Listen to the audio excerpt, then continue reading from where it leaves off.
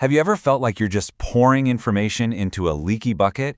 You spend hours and hours studying or trying to learn a new skill, and then just a few days later, poof, it's gone. Well, today we're going to dig into the real science of learning, all based on the amazing book Make It Stick. We're going to find out not just why we forget, but how to forge knowledge that actually truly lasts. So let's just start with a question. Think about how you study. Like, really, what's your go-to method when you have to learn something new? Are you a rereader, going over your notes again and again? Or maybe you're a highlighter, making your textbook look like a rainbow. We do this stuff because it feels so productive, right? But what if I told you that feeling is basically a lie? Okay, get ready for this because it's probably the most shocking discovery in the whole book. Research shows that the two most common study methods, the ones that over 80% of students use, are also the absolute least effective. Seriously, rereading and highlighting, they give us this warm, fuzzy feeling of confidence, but they do next to nothing for our long-term memory. So why on earth do we keep doing them?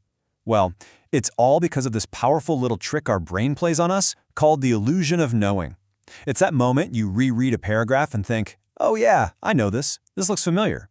But here's the trap. Familiarity isn't the same as mastery. It's not the same as being able to actually recall that info when you need it. You're mistaking fluency for actual knowledge. Let's make this super real. Think about a coin you see practically every single day. Right now, could you grab a pen and draw it from memory? Perfectly? I mean, every word, which way the head is facing, all those tiny little details? Chances are you can't. And that's the point right there. Just because you've seen something 1,000 times doesn't mean you know it. Mere exposure is not learning. So if just seeing stuff over and over isn't enough, what's going on? Why are our brains so good at forgetting things? Well, the surprising answer is that forgetting isn't a flaw in the system. It's a feature. It's actually the brain's default setting. And this isn't some new idea. We've known about this for a long, long time. Way back in 1885, a psychologist named Hermann Ebbinghaus discovered what he called the forgetting curve. He basically proved scientifically that our memory for new information just falls off a cliff if we don't do something to reinforce it. And just how steep is that cliff? Take a look. On average, we forget a staggering 70% of what we learn within just one day. One day. So the big takeaway here isn't that you have a bad memory. It's that forgetting is totally normal. It's what our brains are designed to do. The real question is, how do we fight back? And that brings us to the good stuff. If just passively rereading is a waste of time, what actually works? Well, cognitive science gives us 4 powerful strategies. And I'll tell you right now, they're not always easy. In fact, they work because they feel a little difficult. But the important thing is they are scientifically proven to build knowledge that lasts. So let's start with the first one, and honestly, it's the most powerful of them all. Retrieval practice. Think about it like this. Reading is about putting information into your brain. Retrieval is all about actively pulling information out. That means quizzing yourself, using flashcards, anything that forces you to recall something from memory. That act of pulling it out is what builds the connection stronger. And the proof is it's incredible. In one study, they had one group of students just reread some material. The other group was repeatedly tested on it. A week later, look at these results. The rereaders remembered about half, but the group that practiced retrieval, they remembered an amazing 90%. That little bit of struggle to remember something is what sends a powerful signal to your brain saying, hey, this is important. Don't delete it. Okay, so we know we need to practice pulling information out of our brains. But when should we do it? That leads us to technique number 2, spaced practice.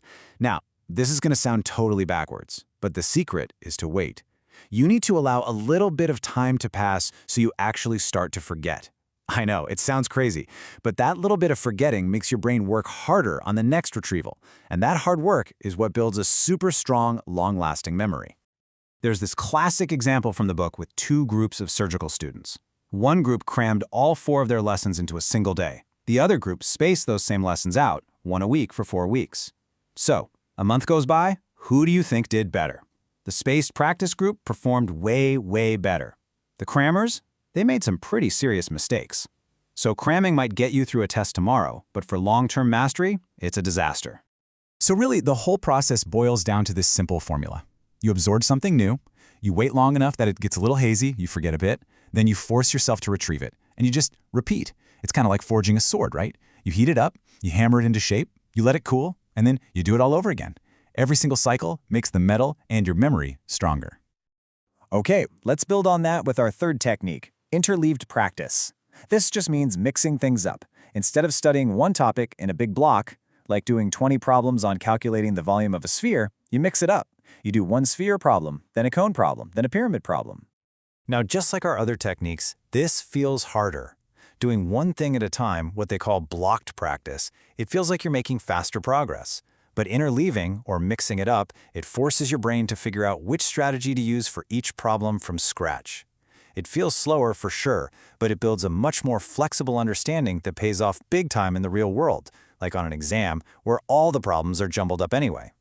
And that brings us to our final technique, elaboration. This is all about giving new information meaning by connecting it to stuff you already know. You have to ask yourself questions like, okay, how does this actually work? Why does it matter? How is this like that other thing I learned last month? Honestly, the best way to do this is to just try explaining the idea to somebody else, but in your own simple words. I love this analogy. Your knowledge isn't a brick wall where you just stack one fact on top of another. No, real knowledge is more like a spider web. It's this rich, interconnected network. The more connections you can build between a new idea and everything else you know, the more paths your brain has to find that information later, and the stronger that entire web becomes. So these principles are totally timeless, but the tools we have to use them are brand new. And this is where it gets really, really exciting. We can take these 4 powerful strategies and basically put them on steroids using modern technology, like AI. Let me show you how. You can start doing this tonight. It's actually incredibly simple. To do retrieval practice, you can use a tool like Google's Notebook LM. You just upload your notes and articles and then tell it, make me a quiz based on this. Boom, instant retrieval practice. For space practice, you can ask an AI to create a custom study schedule for you.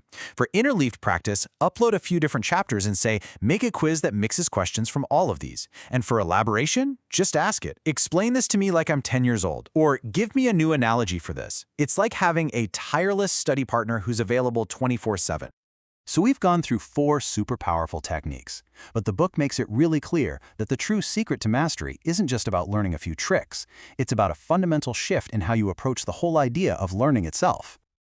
What this all boils down to is this. You have to accept that real learning feels hard. It's effortful. That feeling of struggle when you're trying to remember something, that's not a sign you're failing. That's the sign that learning is actually happening. It's about taking control, being disciplined, and knowing that all the cool stuff, creativity, critical thinking, it all has to be built on a solid foundation of knowledge that you've worked hard to make stick. What's really interesting is that the authors point out that many super successful people who had learning challenges, like dyslexia, they actually succeeded because they were forced to figure out these effective, effortful strategies on their own. They had to develop a growth mindset, where they saw challenges not as roadblocks, but as chances to build other incredible skills, like problem solving and seeing the big picture. And that's really what it all comes down to. The way to make knowledge stick isn't about some secret shortcut. It's about using these simple, science-backed methods and having the discipline to stick with them. It's about choosing the slightly harder path that leads to real mastery, instead of the easy path that just leads to the illusion of knowing. So the real question is, which path are you going to choose?